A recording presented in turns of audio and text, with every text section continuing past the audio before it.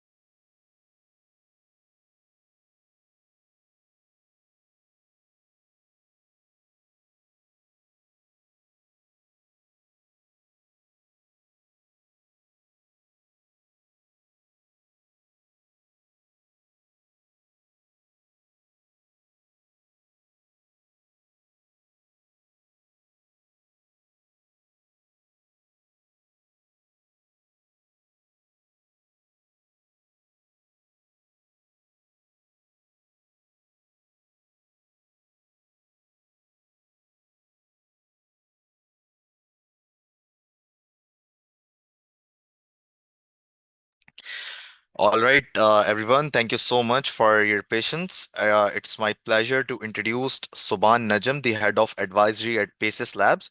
Subhan will be leading today's session and sharing his expertise with us on this topic. So, without further ado, I will hand over it to Subhan to take the lead. Subhan bhai, over to you. Thank you. All right. Thank you, Mustafa. Hello, everybody. Good morning, good afternoon, good evening, wherever you're joining us from. Uh, you know, uh, the purpose of this webinar really was to get a community engagement ongoing, and really give everybody some input, some tidbits, some things to think about when it comes to the realm of fraud, where that domain is going, what are the emerging threats, and what options all of us have as a community to deal with those problems as they emerge.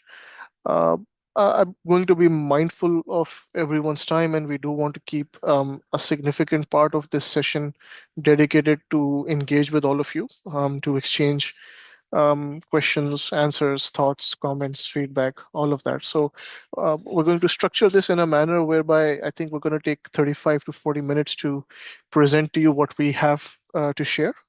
And then we'll try to keep the last 15, 20 minutes to entertain questions. Um, our general flow is going to be we'd like for all of you to get to know us better, get to know Tazama better. Tazama is the core engine behind the product and the capabilities we're going to present today. So we'll explain a little bit what that is, how it works, what the Tazama community is, where we'd like all of you to become part of it as well. We're going to look at where fraud as a domain, as a problem is heading.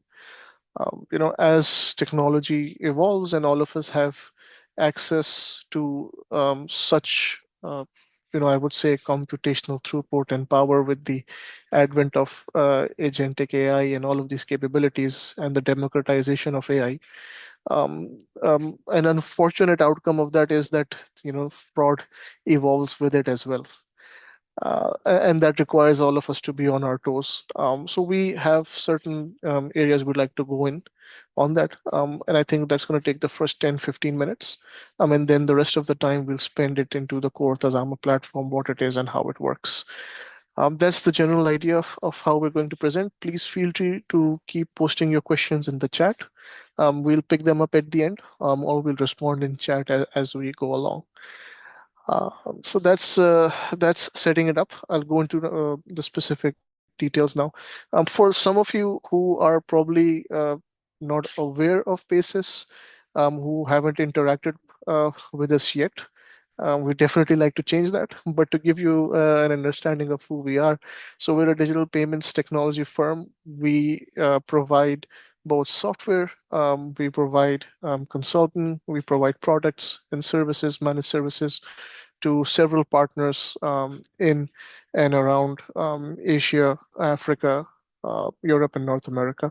Um, our portfolio includes payment systems. It includes channels. It includes all of those ancillary components.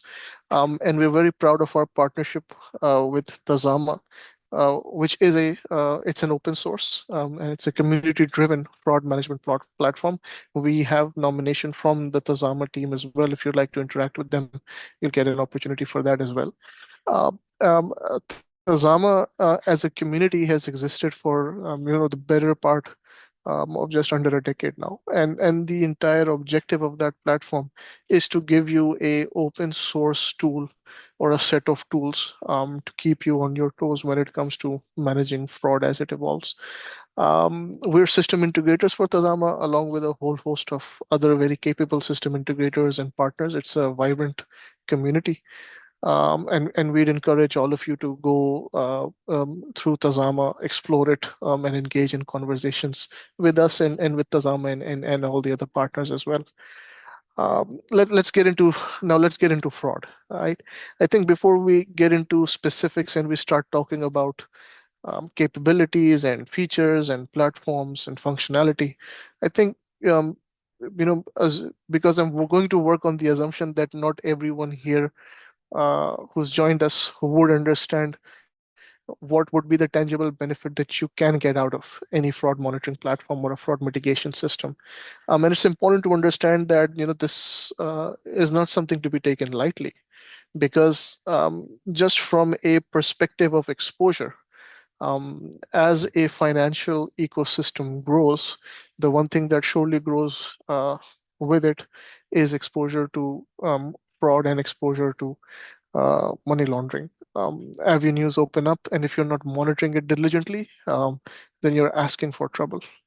Um, and even from a mitigation standpoint, right? One, from a problem standpoint, if you look at it, there is evidence to believe that even as we do payments and digital transactions today, um, most of that goes unnoticed, right? Most of that goes unmitigated and it accumulates into losses or leakages for financial institutions. Uh, and that's not talking about penalties, if any, and such occur, right? So this is something that definitely directly and sometimes very aggressively affects your balance sheet, right? Ultimately, it affects the bottom line as well. And even from an investment standpoint, right? Investing in a fraud management and a mitigation platform, just from a return on investment point, I mean, if you have your implementation right, it's a no-brainer that you're easily getting 3 to 10 times a return on your investment in the short to medium term on any such platform. Uh, but having understood, I mean, getting a sense that, okay, why is this important? What you really need to start going into is trying to absorb and understand that, what are my key exposure points? What kinds of fraud would usually be happening? So what is it that I really need to watch out for? Uh, and when it comes to what kinds of frauds happen, you can put them in broad different categories, and then each of them has a certain pattern to them, has a certain impact profile, and then there's a certain way where you can say that, all right, with the advent of better systems and with the uptake of technology and digital payments, is this fraud going to scale exponentially? And is this something I need to worry about? Or, what are the ways to handle it? So, for example, payments either through cards or transfers. That's relatively one of the easier forms of fraud to mitigate and stop. If you have the right set of rules, if you have the right set of knowledge, and that's a critical question, and we're going to answer that for you in a while. But if you have the right preemptive knowledge, you can mitigate these kinds of frauds. It's a matter of having the right controls built into place and making sure that you route your transactions through those controls. But because this is still relatively easier to manage, the trends suggest to us that as we go along, the nature of frauds that are significantly increasing are more to do with account takeovers, have more to do with identity synthesization. Most of us are aware, or we've heard the term of social engineering, right? That as and that's the area that's directly impacted by technology as it evolves, and fraudsters and negative elements evolve. They're able to take advantage of different avenues to initiate things like account takeover and initiate things like identity synthesization, or involve you with scams, or have fraudulent authentications using either deep fakes, etc. So these are the nature of threats that we need to adapt to, and these are the nature of threats that we need to mitigate. Now the question is, how do we do that? Uh, there are, as we move forward, different avenues available to you. So if we zero in on specific types of fraud, let's say we're talking about identity synthesization, which is a very core problem when it comes to the fraud area, because it's growing at one of the most exponential rates across the different kinds of frauds that are known. um, you have various ways to approach it, but I think the most appropriate manner that you need is, you need to have within your tools, your payment ecosystem, your payment stack, have anomaly detection that extends beyond KYCs. And that's the only way you can preempt it and you can stay ahead of it. We have a practical example of this coming up towards the end of this webinar as to how we actually would do that. But the idea is that you really need to use a lot of the models that are now, you would say, they are cost effective, right? It's possible to now embed, implement, and use models with the capabilities that are now available that you can use to preempt identity fraud. When it comes to account takeovers, that's something you uh, might be difficult to manage at a central layer, because when it comes to account takeovers, it's something you have to, the data that you get for that exists on the channel layer. And so you rely on behavioral biometrics. And this is where your channel digitization and channel strategy comes in. And you need to now look for things like keystroke patterns, and you need to go for geovelocity and device fingerprinting. Some of these can be done at a central level. Some of these need to be done at a channel level, at a distributed level. So you need to have a comprehensive end-to-end fraud mitigation strategy in place. And you need to think, what am I going to be, let's say, mitigating at the switch level? What am I going to be mitigating at a channel level? What am I going to be mitigating at a core level? Those are your questions. Uh, Another very important area is organized crime, or layering of transactions, mule accounts, where we've all heard that term. And this is where a principle comes in that's extremely important. As we are getting more and more faster ways to do payments, things like instant payment systems, you need to understand that the horizon of fraud, uh, it spreads horizontally. So that means you have a mesh of a lot more transactions happening at the same time. Sometimes they may be happening over different payment schemes or payment systems, different payment methods. And so now you have this absolute need to aggregate various types of transactional data coming from various sources into a single evaluation platform so that you can identify these patterns as they evolve across these different realms. What do I mean by that? What I mean is, if you're using a debit card belongs to, let's say, scheme A, and you do some transactions there, you do fund transfers, you're doing that through scheme B, a domestic instant payment scheme, and then you do bill payments, which you're doing through a third scheme, probably a bill payment scheme or a third domestic scheme. Now, these are three very different silos, and you really can't preempt layering effectively unless you aggregate findings and data from all of these disparate sources together. With the compute capacity, capability, and advances in technology, now that's something that is readily possible. Now it becomes a point that, why hasn't this been done before? And so we're going to talk briefly in a while about what are the core areas where existing enterprise fraud management systems get stuck. So in my example right now, I gave you three types of transactions. All three of them are happening over three different message types in three different schemes.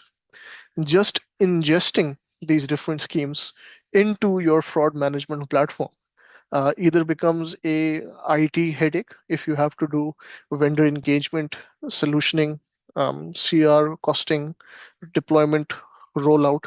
By the time you do rollout, you realize fraud has actually changed. So it becomes you're constantly in a catch-up game. Um, and so some of the core problems that need to be solved in order to handle these different types of fraud as they're evolving is to have this capacity available to you, or this capability available to you, that your time to market to ingest a new transaction significantly reduces, right? That's critical for you. Um, Apart from that, there's several different areas or points where you get stuck. It's not just about the types of fraud, right? Even from an implementation standpoint, a key bottleneck is that if you are looking to mitigate your different types of fraud, your implementation, um, its complexity increases as you try to onboard more and more use cases. So as you are trying to implement a platform that gives you wide coverage, um, consisting of many different channels, many different transaction types, many different types of fraud, many different use cases, you find yourself in this problem of engagement on scope, rescoping, re-implementation. It's not most of the times, you see, it's not just a point of creating new rules. Sometimes that's just not good enough. Mitigating a new type of fraud will in effect actually mean you have to integrate with a new type of scheme. So you're not talking about new message types, you're talking about new data types probably, or additional data points. And you're talking about then creating perhaps a completely different kind of a rule, right? If there is something that you just can't do by writing an SQL query, then there's very little you can do about it in implementation. And then you find yourself in these bottlenecks where your implementation complexities spiral out of control. So one of the core principles of Tazama as an open source platform, and the manner in which it is designed, is to give you this control, because at the end of the day, you have the source code, is to design your implementation in a manner where you can get more control uh, of what is actually the functionality that you've developed. And then you can tweak it at a fundamental level, at a very fundamental level. That's one of the core principles behind the platform. And that's what helps you lower the total cost of ownership, but also the inevitable cost of operation. And so I will go into a few examples of that at a message ingestion layer and at a rule creation layer as in the second half of this presentation. Uh, we're going to, just in a bit, we're going to segue into Tazama and exploring the platform and the community in more detail. Just before we get to that, there are two things I want to align on with everybody. Um, First is, if you think of a good fraud management system, um, or a strong, relatively capable with respect to the evolving fraud. scenarios, what is your definition of a strong modern FRMS? And logically, if you come to the principles of it, it's five or six things. Doesn't matter, all the bells and whistles that it has. At its core, it needs to do six things. Its time to process has to be incredibly fast, because as you now segue into things like instant payment systems, and you want to go into areas such as interdiction, right? So for example, if I'm doing an instant payment and the end-to-end time lag for a payment is 13, 14, 15, 17 seconds, that's already quite aggressive.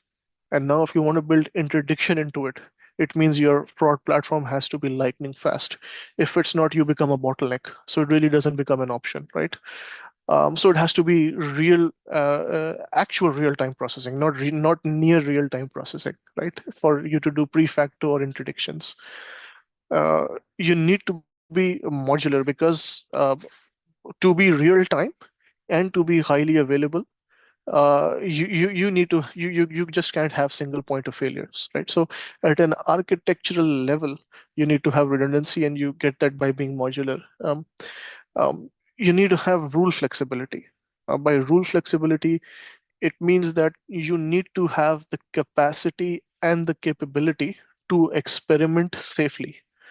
When I use that term experiment safely, what I mean by that is giving your business users, giving your compliance teams, giving your information technology teams a safe space to play with rules without fear of implication, uh, and additionally give you the ability to test out hypotheses, but then also give you this ability that as you test out your hypotheses, you can take them to production relatively quickly.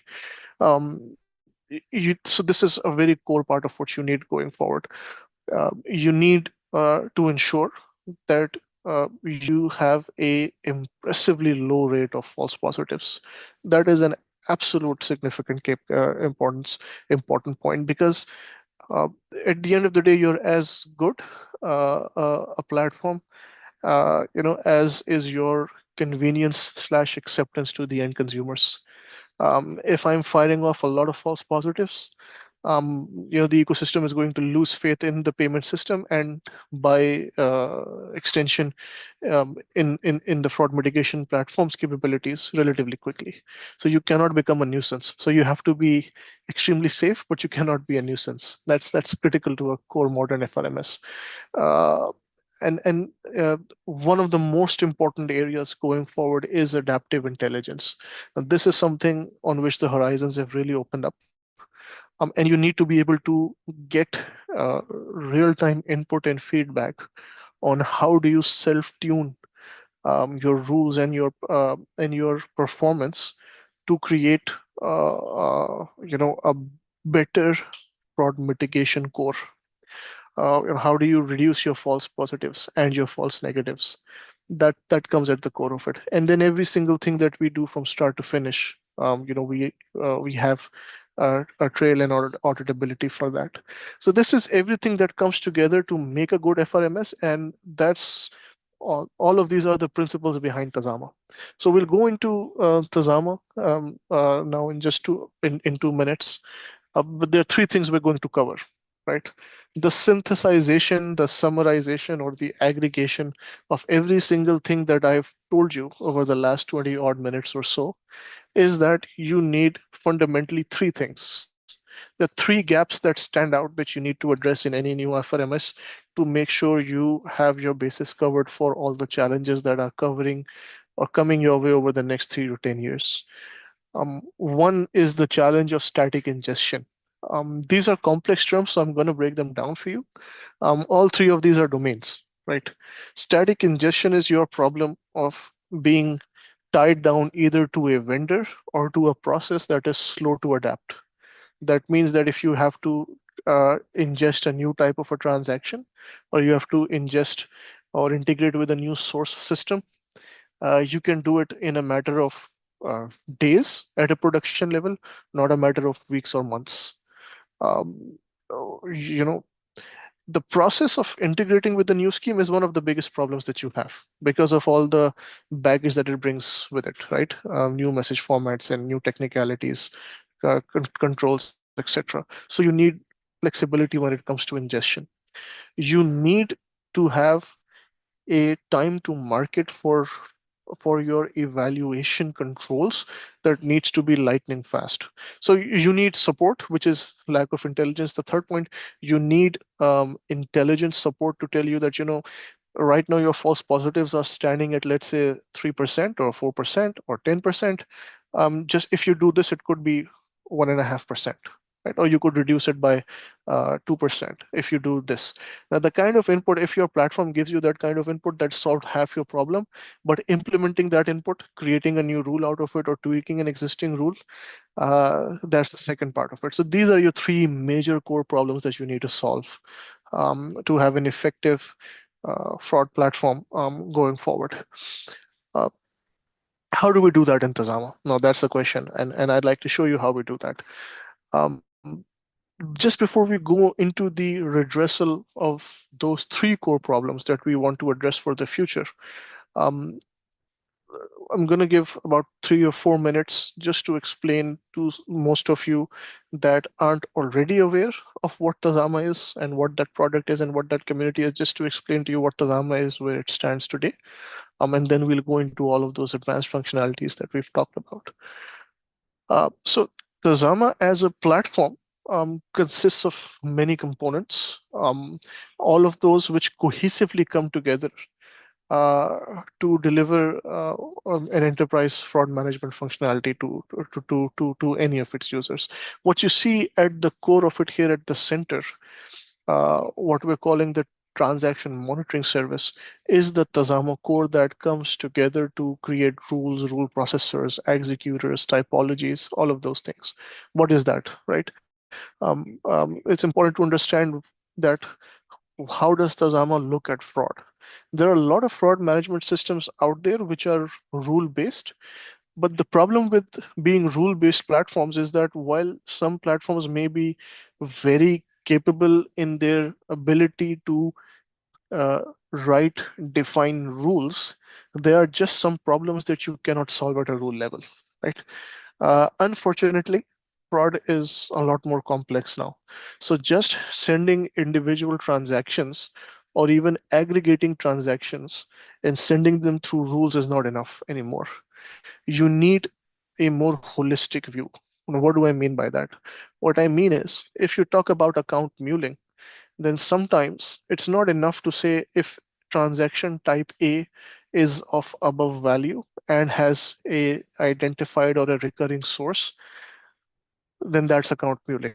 It's not, right? It's a lot more complex now. So it stems across these different schemes, but then even behaviors might vary. So what you actually need is you need something to aggregate that logic. And so we have this concept in Tazama of rules and typologies, and I'll just explain those in a bit. But from a component standpoint, what you need to take away from what I'm telling you here is that problem number one is having all of these disparate sources with disparate data types. You need to have a capable functionality to ingest all of those. And what we call the message ingestion services here, linked with what is the Tazama Connection Studio, gives you that ability. So the Tazama Connection Studio is the module where you can develop using very intuitive a very intuitive user interface, have the capability to create new endpoints, endpoints to accept ISO messages, 222 messages, accept 8583 messages, accept JSON interfaces. So it gives you a lot of that flexibility. And that module standardizes any input payload that you give it and hands it over in a model that Tazama recognizes, the Tazama core recognizes. So for example, the first part element in that chain being the event director takes data that's constantly being fed to Tazama through the message ingestion layer, and then hands it over to these individual rules, the rule processors, which then do their job to identify threats and then put them together and aggregate them in typologies, what we're calling the typology processors, to create a final, either an alert, if not an alert, just an FYI. If not just an FYI, then at least give you more detailed reporting around the transactions and the trends that are flowing through your system. So this is the core of Tazama that exists uh, today, works at production, has implementations. I'm in the Tazama product team, and we can help you out with a lot more details if you're interested in the house of Tazama. We'd love to get into a session where we can show it to you working as a demonstration. So you can request that through the channels and through the handles that we've shared at the end of this presentation. But apart from the message ingestion layer and the core layer, there are two other very important components to Tazama. Um, the case investigation and alert management system is your interface or your UI to sift through, process, and manage alerts and fraudulent scenarios as they emerge. It gives you an interface to mark whether something was fraudulent, investigated by going through documentation that comes either through a separate request or as part of the transaction itself. Gives you the ability to investigate other transactions that look similar and may be fraudulent, may not be fraudulent, and all of those things.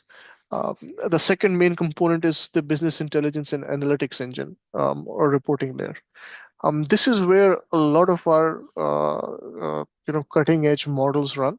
It gives you the ability to have clustering and calibration. What I mean by that is if you have a set of rules, uh, and so our models are able to tell you that okay, there is a cluster of transactions that currently does not get caught through any of your rules. So that's a textbook scenario for either creating a new rule or defining an entirely new typology. And similarly, if you have existing rules that are addressing the problem but probably not fully, then this is what you need to calibrate in order to solve that problem. These that falls under the intelligence and analytics engine. Apart from that, a very core component and an important component is the data lakehouse, which is comprised of a lot of components that form, again, all of them from the open source stack. And none of this is anything that you need to have a licensed obligation for, right? So the lakehouse is the destination of transactions where we're archiving data and where we're running our analysis and analytics. And we're also giving you a simulation sandbox where this is where I was saying prior that you need to have the ability to have a hypothesis, implement it, and test it out. That's what a simulation sandbox gives you. So it gives you the space where you have this capability that you deploy a rule, and you just test it out on production grade data, anonymized production grade data, so that you know that okay, I had this rule in production. If these 20 transactions passed through it, it didn't flag as fraudulent. Had I changed this rule by just this much, this is what would have happened. It would have been fraudulent. I would have triggered this rule. If it didn't flow through this much, then I couldn't have flagged it as fraud. So for example, what do I really need to change at a rule level or at a typology level, and what do I need to do? And when you are satisfied with your findings in the simulation sandbox, you can propagate those new rules or tweaked rules all the way to production. And all of these capabilities, the propagation and etc., it goes through a defined maker checker process and goes through a standard deployment profile. Uh, so all of that is part and parcel of it. Just before going into a lot more detail into these individual components and functionalities, just to give you an overview of Tazama as a platform and as a community, it has its roots all the way back from 2015.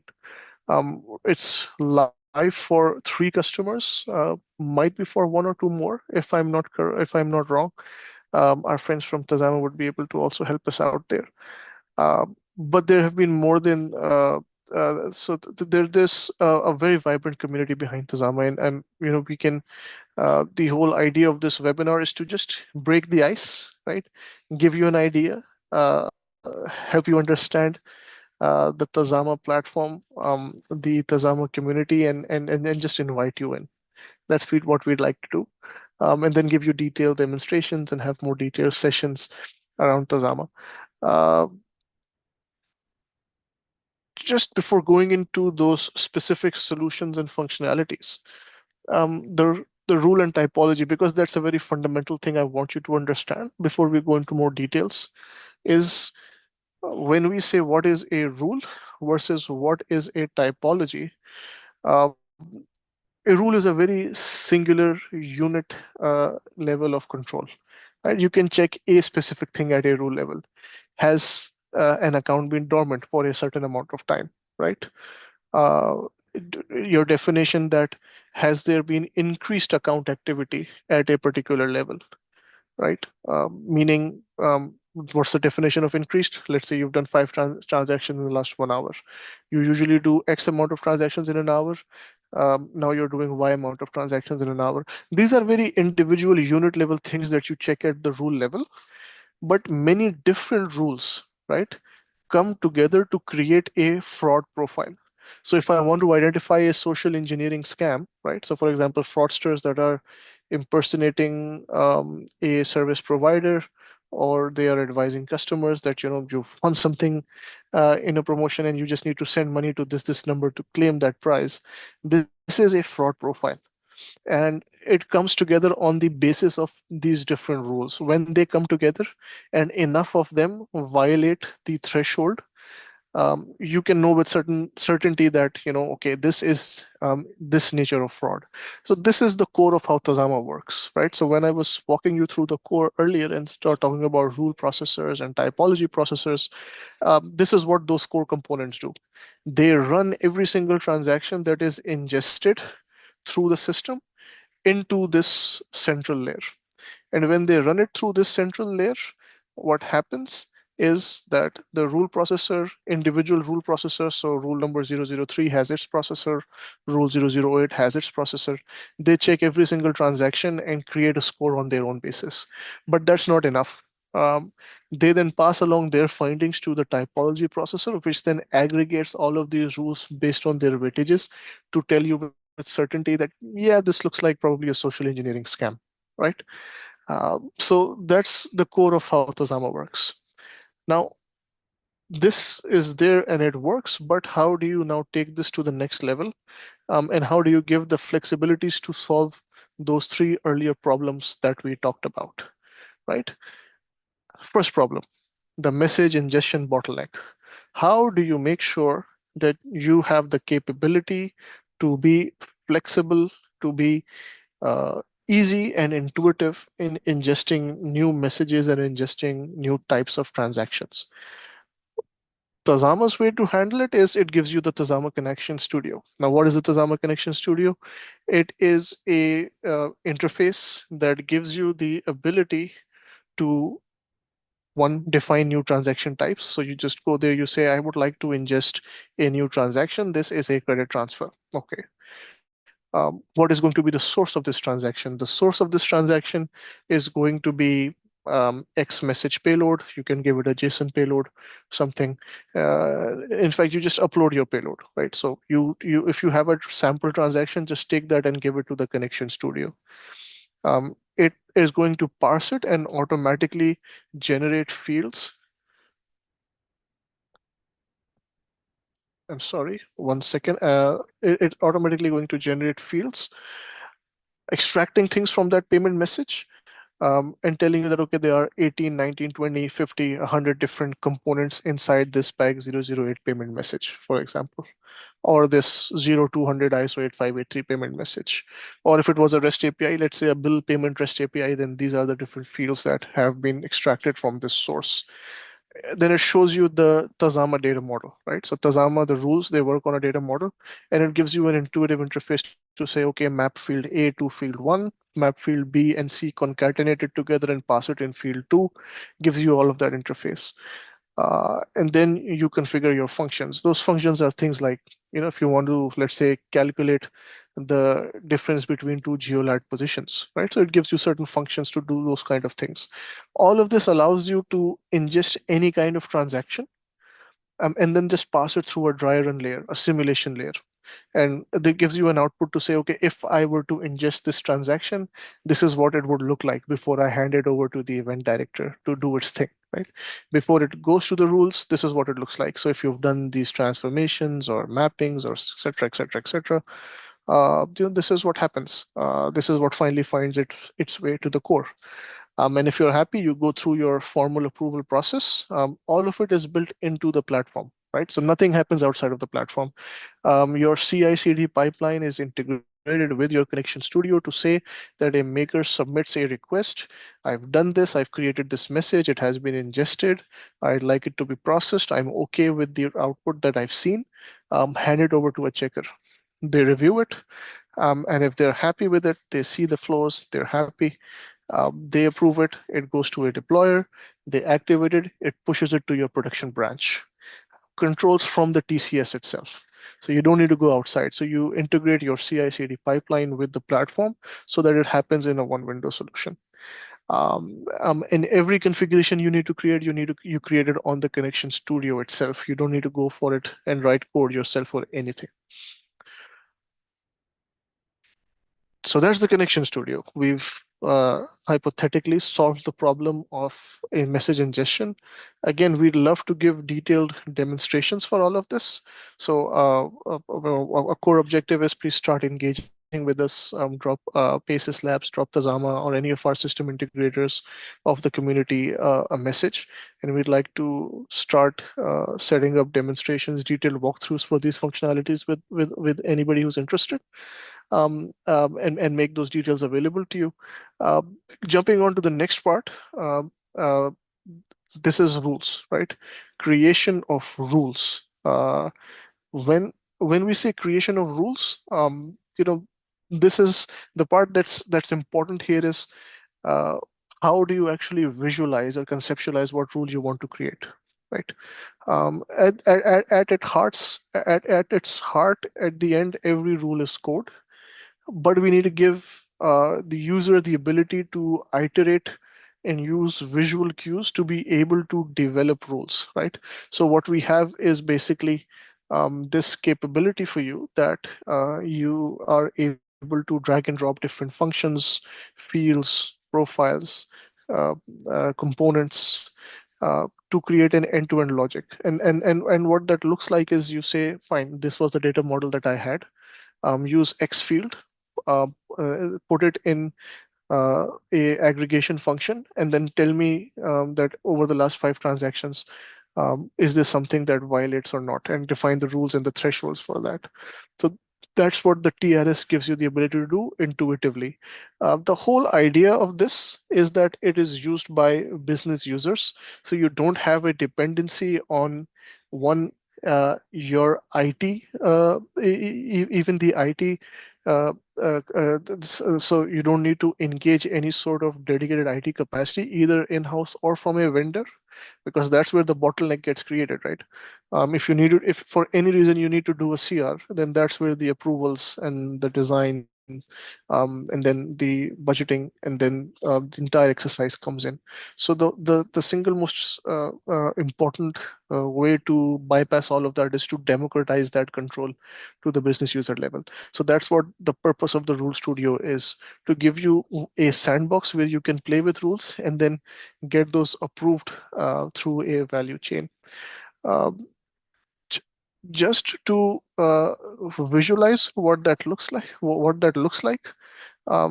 going to look at a small video that just breaks it down, what the Rule Studio does. At the end of the day, when you start creating a rule, you have to do three things, right? You have to define the basics, the name and the type of transaction.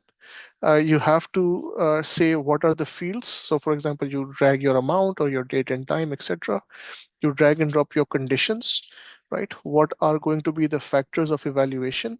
And then you need to just define your nodes and paths. Say, yes, this is fraudulent. No, this is not fraudulent. That's what you do. Now, how do you know that your rule actually works? That's where the simulations come in. So we define test cases, we run simulations, and we review the results inside the Rule Studio. It gives you the ability to do that from within a safe environment. And so then you know that before the rule test run, You run it on your sample data, what was the output? And once you enable your rule and you run the same test, then you can see the different results coming out of it. So that's what the Rule Studio allows you to do. Now, apart from the Rule Studio itself, I'm mindful of time, so I'm going to be a little fast in this last bit, but this is the most important and probably the most intuitive area of the controls that you need to have at your hand, is that what are the new business intelligence and analytics controls that you need, right? How are you going to basically get the input that you need from all of these models that you have available now to give you all of this additional data? Um, at the heart of it, what you need is uh, some output that aggregates for you that, this is possibility A. If you do this, you get X amount of optimization, right? So for example, something tangible to say, if you do this, your false positives can go down by this amount. Or if you do this, your false negatives can go down by this amount. Or for example, this is a set of transactions, you just don't have your eye on it right now at all, right? So this is a fraudulent area that you're not aware of. Give me those recommendations. That's at the end of the day, that's what we want, right? That's the core output of what we want to get from our from our Flood platform. The business and intelligence layer is able to do that for you by giving you these aggregated outputs. I'm just going to take 20 seconds to bring that up on screen just to share that with you. Give me just 1 second.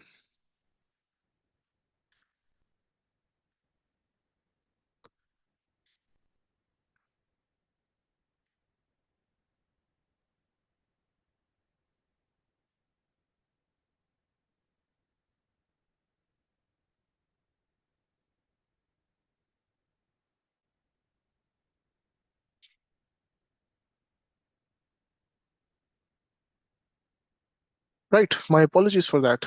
For some reason, I had closed the window while I was presenting the PPT. Uh, but just to give you an overview of what the kind of intelligence and analytics look like that I was talking to you about, the analytics engine, through its ingestion of data, gets a lot of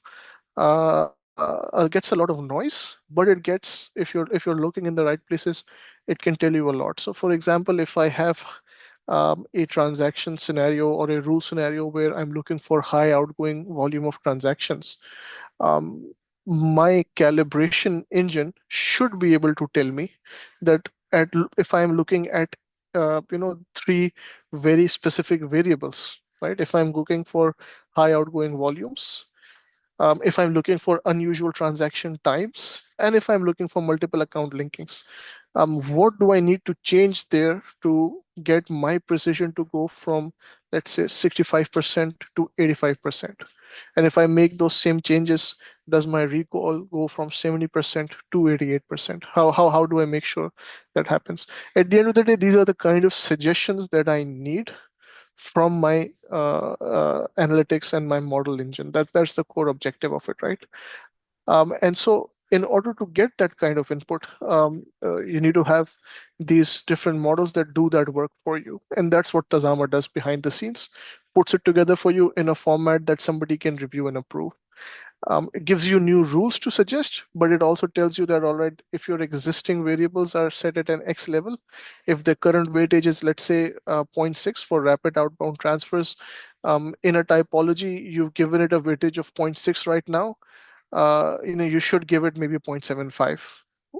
Why? What particular benefit can you get out of that? You can again improve your precision on that basis. If you want to dig down into, okay, if you're saying that, why are you saying that, right? What is actually changing? What are the attributes that you're talking about because of which that happens? Then that gives you that input, right? So it gives you an understanding of what that means. So when we say, you have all of these models that are working for you, at the end of the day, this is what we want, right? This is how we want to make sure that we are able to get that output and we're able to make sense of it, so that business users can take business decisions. Uh, so again, at a very high level, that's the objective of the intelligence layer. Uh, and that kind of serves the purpose of giving you a sneak peek, giving you certain input and ideas about where things are heading and what kind of functionalities we've been developing over in the Tazama community. Of course, there's a lot more to be said and a lot more to be presented on all of these areas. We've covered the content in the presentation we had to cover, but I understand that there's a lot that a lot of you would want to see in action, right? That's how, at the end of the day, these things work. So please, the whole objective is that you reach out to us, you reach out to the Tazama community, you reach out to Paces, to some of the other system integrators that are part of our community. Uh, do join the Tazama community itself. On Slack, you can reach out to us. You can go talk to Tazama on the GitHub community as well. You can explore these things yourselves. Uh, and just if there's anything that we can go into more detail, then that's something we'd love to do. I'm going to stop there. Uh, that's it to the extent of the presentation. I've taken 5 odd minutes above what I wanted.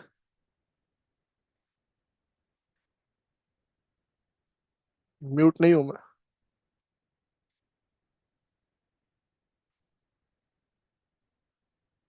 Can you hear me?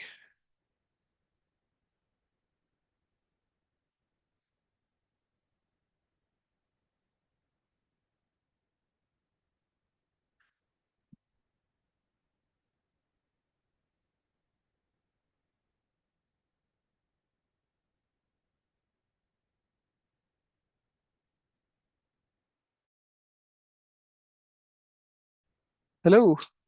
I hope I'm audible. I'm sorry for that slight disruption.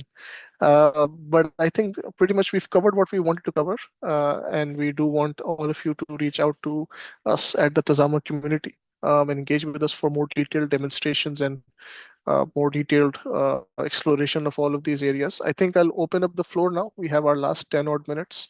So if there are questions or comments or requests for details or feedback, love to hear that now, please.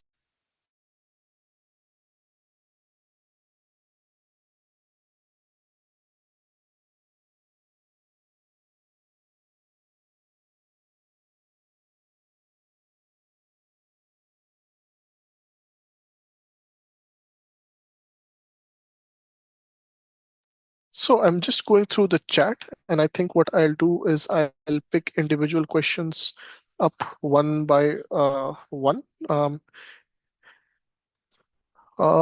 So we have a question that says Tazama features and characteristics being presented of an image of cost or the name of specific product. Uh, if we can initiate a move at regulator level to data-driven AI-based update of rules for known threats or a central control engine at regulator level to broadcast updates to all regulated entities using any FRM system. I mean, that's a very pertinent suggestion. And just to be clear, that is definitely been one of a primary drivers and consideration for us when the Tazama ecosystem internally has been debating about how to take things forward. And one of the fundamental purposes of creating a simulation sandbox and having easy to use message ingestion with a simulation sandbox built at the heart of it is to enable these kind of functionalities. Now, there's a regulatory layer that has to be built around it and a technically operational layer, but the platform is designed that can be done, right? That's one of the core purposes of it. Um, so there's a follow-up question about message interdiction. I think Justice has answered that, so I would not go into that again. Of course, if there's anything we are unable to respond to, please do feel free to write to us in a follow-up. Of course, we'd like to do that. Another question that comes up, full responsibility and ownership. I think Kareem has responded to that one, so I won't take it up again. Uh, are there post-incident reviews? Justice has responded to it. He's gotten a like from 𝒒𝒏𝒂𝒍, so I'm assuming that is covered. Uh, Several questions that I'm looking at have been answered in the chat.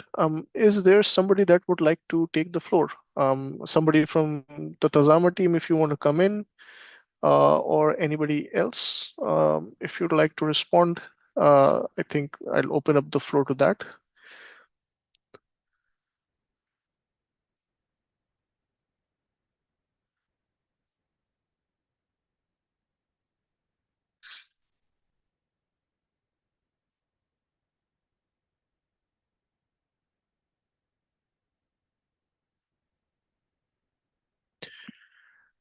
While I'm going through the questions, I found one that has been responded to. Is it working on production and tested and pilots will start?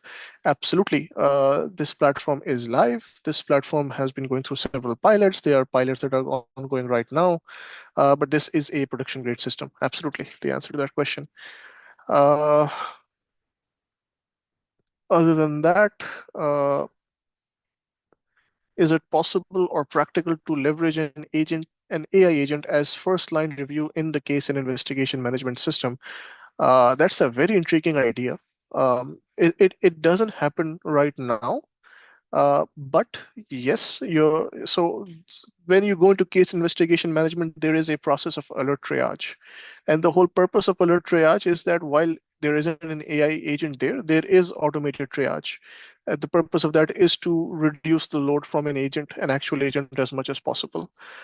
So that principle exists, but right now an AI agent doesn't do it, but that's certainly an interesting and intriguing idea and probably something that will find its way on the roadmap at some point in time. But thank you for that, Herman. Uh, Other than that, I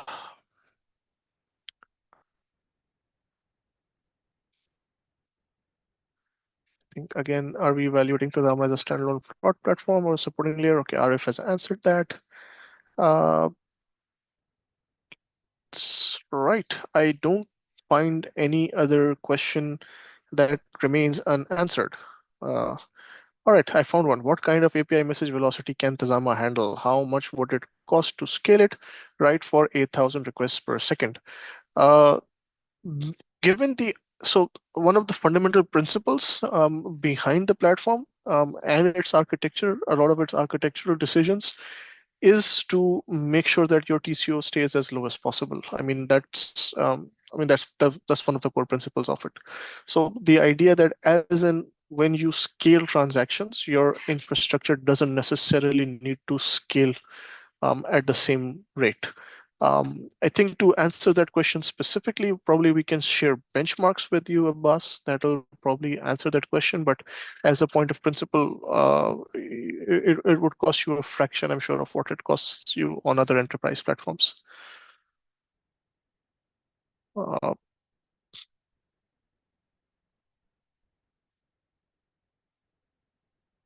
So there's a question on custom PGWs if aligned with ISO messaging fields, such as transaction IDs and customer identifiers, IPs, and sort. Would that be helpful to detect fraud? I'm not sure I understand that question fully. So Tulmoiz, if you could probably drop an explanation on that question on the chat. I would love to answer that question for you. If somebody else thinks they can take it up, please feel free.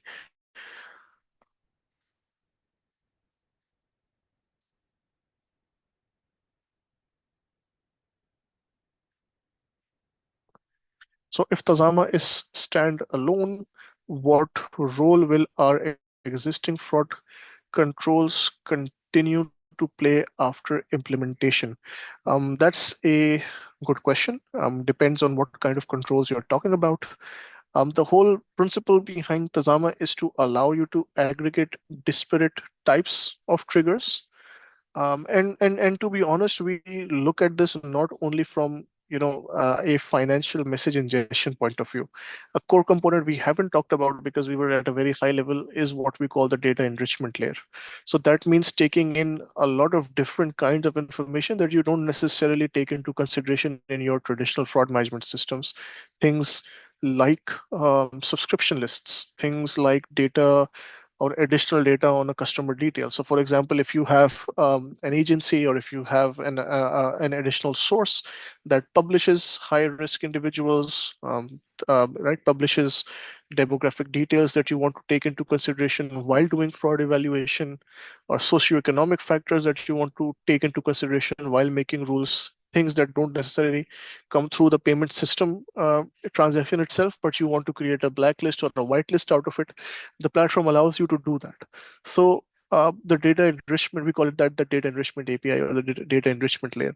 So if you have other sources of fraud evaluation within your platform, there are handles and ways to integrate that into Tazama. Of course, there might be some places where Tazama may be a logical replacement of something, right? In some cases, there just might not be logical to have two of the same running around, but that's a very case by case situation specific situation that you need to evaluate. Uh, will it act like a cloud service, or someone can use the open source system internally? It's both options. I mean, it's an open source project backed by the Linux Foundation. You can deploy it on the cloud. It's being tested on multiple cloud services. You can deploy it in-house. Both options are open. So,